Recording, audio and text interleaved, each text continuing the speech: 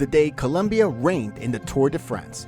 Two vintage climbers, Fabio Parra and Lucho Herrera, put the great continental cyclists on the ropes throughout the Tour, and especially in that stage in which they conquered the sky.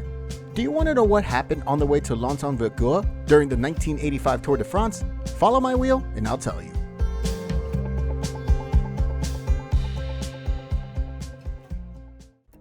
The most important race in the world was run that year from June 28th to July 21st, with a total of 21 stages. A Tour de France that will remain forever in the memory of Colombian cycling.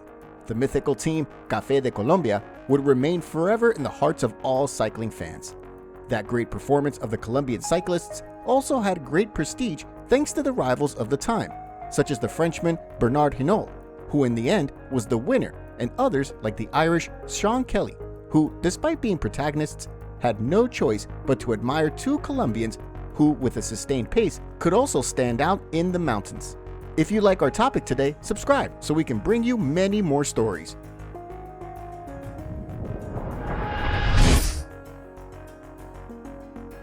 It was July 10th, 1985. Colombia was going to wake up in a patriotic uproar, and it wasn't for nothing. One of its sons, Luis Alberto Herrera, the little gardener, had achieved the second partial victory of Colombian cycling in the Tour de France, the most important stage race in the world. The first was achieved by himself a year earlier in the mythical Alpe d'Huez. That day, without knowing it, the emerging fearsome duo of the mountain, formed by Parra and Herrera, had the great opportunity to shine in French lands. The 269-kilometer race began in the town of Morzine, towards Lans-en-Vecors, where the beetles of the Café de Colombia had planned an arrival that would make news in the world of cycling. We were in the middle of summer, and the day was very hot, with a righteous sun. Lucho Herrera wore the white polka dot jersey that credited him as the king of the mountain, while Fabio Parra fought to be the best young man in the race.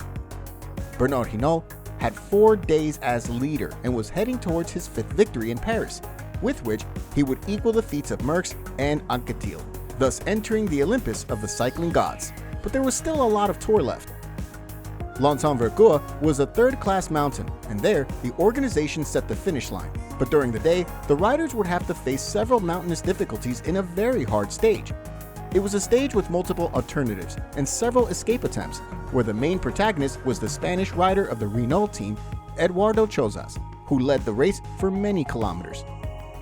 With the neutralization of Chozas, they arrived at the foot of the last climb with a not very numerous but a compact peloton. Colombian cumbia began here.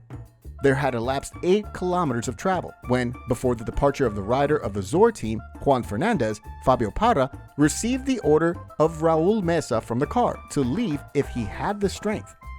With the consent of Mesa, Parra got up on the pedals and for several kilometers was leaving behind the peloton, which was full of illustrious figures who gave up following him.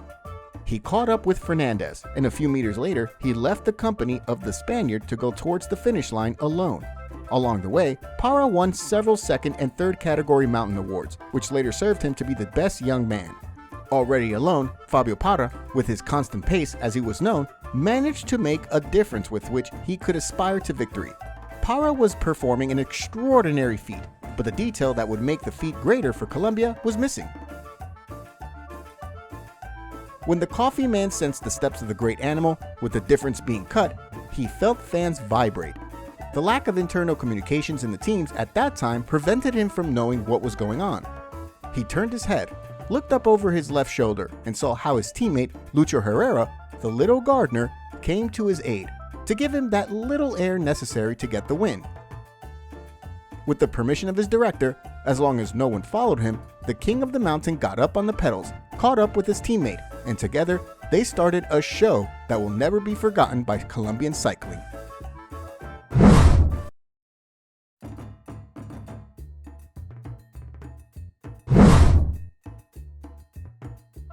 As brothers, they marched forward as the two strongest that day, enjoying an unrepeatable stage full of emotions.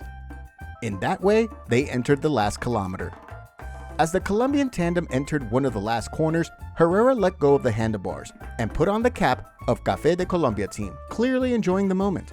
Meters later, Fabio Enrique Parra took the lead, giving him everything and won the stage, a feat for him, for his team, and for Colombian cycling, which still remembers that memorable day.